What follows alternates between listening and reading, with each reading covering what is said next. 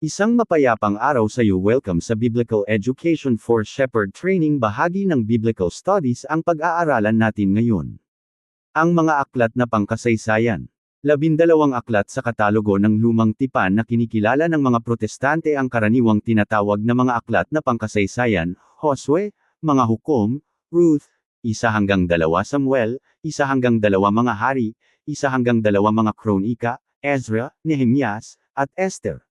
Ang katawagang ito ay hindi nangangahulugang ang ibang aklat sa Biblia, o bahagi nito, ay hindi dapat ituring na may kasaysayan.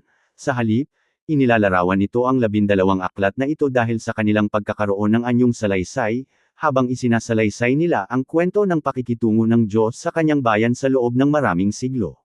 Saklaw nito ang pagpasok ng Israel sa lupain ng Canaan bilang isang bansa. Josue, ang magulong panahon ng pagtalikod sa Diyos noong panahon ng mga Hukom at Ruth, ang pagtatatag ng kaharian ni David, 1-2 Samuel at 1 mga Kronika, ang kasaysayan ng pamumuhay ng Israel sa ilalim ng kanilang mga hari, 1-2 mga hari at 2 mga Kronika, at ang pagkakatapon ng Israel sa ibang lupain at ang mga pangyayaring sumunod dito, Esther at Ezra, Nehemyas.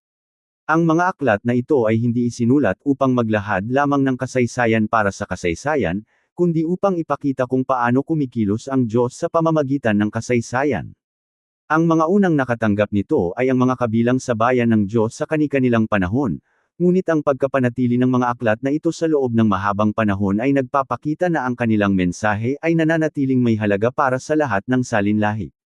Ang pagkasulat nito, lahat ng 12 aklat na pangkasaysayan ay walang nakatukoy na may akda. Wala man sa mga ito ang nagtukoy kung sino ang sumulat nito, at wala ring bahagi sa Biblia na nagbanggit kung sino ang sumulat sa mga aklat na ito.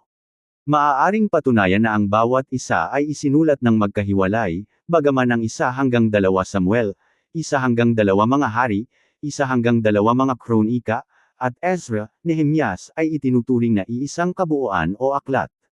Konteksto at kaligiran. Ang kasaysayang sakop ng mga aklat na ito ay umaabot sa halos 1,000 taon, na nagsisimula sa pagpasok ng Israel sa lupain ng Canaan noong humigit kumulang 1400 BK 1200 BK, nakadepende kung ang pagtatansya ay batay sa maaga o huling panahon ng paglaya mula sa Ehipto. Ito ay panahon ng matinding kaguluhan sa Canaan at sa iba pang lugar, kaya ang pagkakaroon ng magulong kalagayan noong panahon ng mga Hukom ay hindi nakapagtataka kung susuriin ang ganitong kalagayan. Sa pag-usbong ng pamumuno ni David at pagtatatag ng kaharian sa Israel noong humigit kumulang 1,000 BK, naging matatag ang pamumuhay sa lupain. Ang malalaking kaharian noon, Ehipto, Assyria, Babylonia, ay hindi masyadong aktibo sa panahong iyon, kaya nagkaroon ng pagkakataong lumakas ang Israel sa ilalim ng pamumuno nina David at Solomon.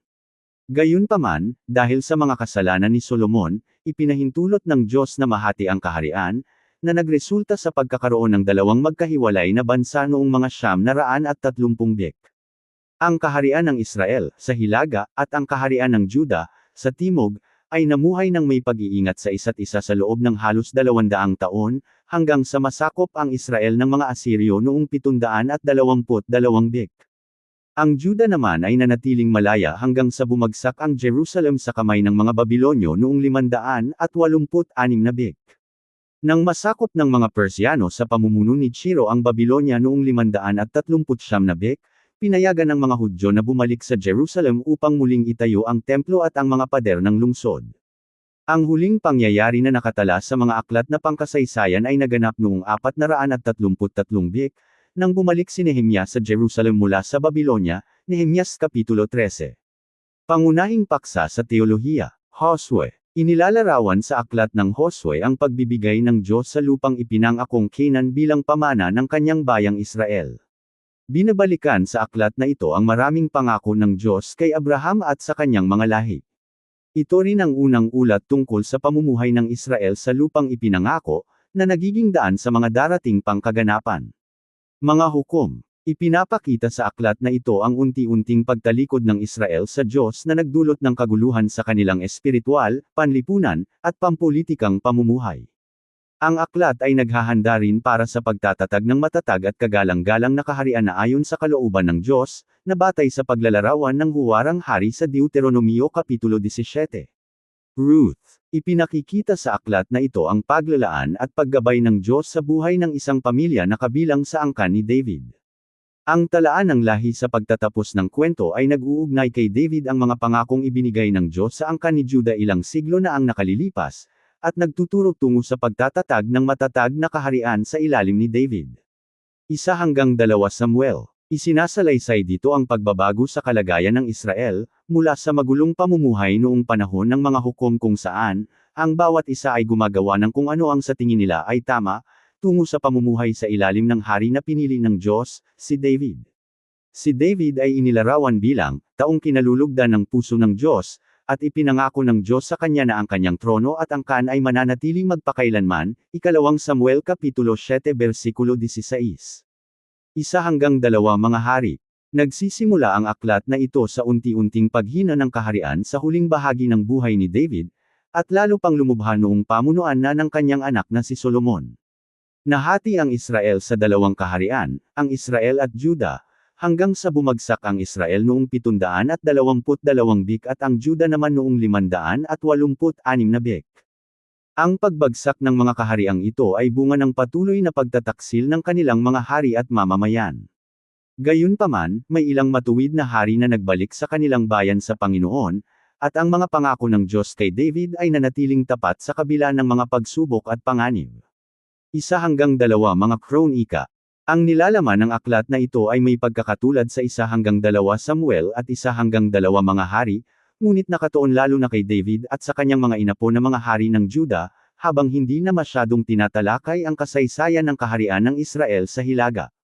Binibigyang diin dito ang pagiging matuwid sa Diyos, tamang pagsamba sa templo, gantimpala para sa mga matuwid, at parusa para sa mga hindi matuwid.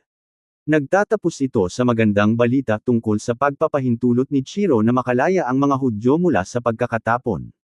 Ezra, Nehemias. Ang kwento ng kalagayan ng Juda pagkatapos ng pagkatapon ay nakatala sa magkaugnay na mga aklat na ito, na nagsisimula sa unang pagbabalik ng mga natirang mamamayan ng Israel mula sa pagkabihag noong 538 bik. Isinasalaysay dito ang muling pagtatayo ng templo, na sinundan ng paglilingkod nina Ezra at Nehemias makalipas ang halos 100 taon. Sila ay naging mahalagang bahagi sa pagpapatibay ng loob ng bayang nawalan ng pag-asa, paghihikayat sa kanilang katapatan sa tipan ng Diyos, muling pagpapatayo ng mga pader ng Jerusalem, at paggawa ng iba pang pagbabago at pagtutuwid sa kanilang pamamalakad. Esther. Sa aklat na ito ay makikita ang tahimik na pagkilos ng kamay ng Diyos sa buhay ng mga Hudyo habang sila ay nasa ibang lupain, at ipinakikita ang kanyang pagpapala sa pamamagitan ng pamumuno nina Esther at Mardocho. Bagaman hindi binabanggit ang pangalan ng Diyos sa aklat na ito, ipinapaalala nito na minsan ay kailangang kilalanin ng kanyang bayan ang kanyang presensya at pagkilos sa pamamagitan ng mga palatandaan at pangyayari na hindi agad napapansin. Kaugnayan sa kabuuang mensahe at paksa ng Biblia. Sa kabuuan ng mga aklat na pangkasaysayan, ang tatlong pangunahing tipan sa lumang tipan, ang tipan kay Abraham, tipan kay Moises, at tipan kay David, ay tumuturo at naghahanda patungo sa bagong tipan.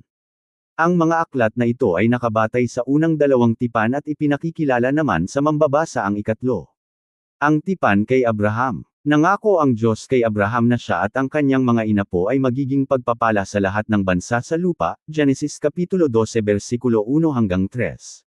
Ito ay napatunayan sa kwento ni Rahab, Ruth, Naaman, at iba pa, mga dayuhang yamakap sa Diyos ng Israel at naging bahagi ng kanyang bayan hindi dahil sa lahi o pinagmulan, kundi dahil sa kanilang pananampalataya, Josue Kapitulo 2 versikulo 1-21, Ruth Kapitulo 1 versikulo 6-18, Ikalawang Mga Hari Kapitulo 5 versikulo 1-15. Bukod dito, makikita rin ang batayan para sa tipan kay David sa mga pangakong magmumula sa lahi ni Abraham ang mga hari, Genesis Kapitulo 17 versikulo 6, 16, 35-11, 49-10. Ang tipan kay Moises. Ang tipang ginawa ng Diyos sa pamamagitan ni Moises, na nakasaad sa kautosang ibinigay sa bundok Sinai, ay nagsilbing gabay sa Israel kung paano mamuhay ng naaayon sa layunin ng tipan kay Abraham. Si Abraham mismo ay namuhay ng may katapatan na maituturing na pagsunod sa kautusan kahit bago pa man ito ibigay ng lubusan, Genesis Kapitulo 26 versikulo 5. Ang kautusan ang naging pundasyon ng tunay at matuwid na pamumuno, at ang mga hari ng Israel ay dapat na nakabatay dito sa kanilang pamamalakad, Josue Kapitulo 1 versikulo 7 hanggang 9, Deuteronomio Kapitulo 17 versikulo 18 hanggang 20. Ang tipan kay David. Bilang katuparan ng mga pangako sa mga ninuno, itinatag ng Diyos ang kaharian para sa kanyang bayan sa ilalim ng matuwid na pinuno na si David. Ang tipan kay David ay ang pangako ng Diyos na ang kanyang angkan ay mananatiling namumuno sa Israel magpakailanman, Ikalawang Samuel Kapitulo 7 versikulo 16. Ang kahariang ito ay mayroon ding mas malalim na kahulugang espiritual, ihambing sa isang mga Kronika 13:8, 28:5, 29:23, dalawang mga Kronika 9:8. Ang kaharian ng Israel ay hindi lamang isang bansa o kapangyarihan sa lupa, ito ay kaharian ng Diyos, na ang pamamahala ay ipinagkatiwala sa angkan ni David.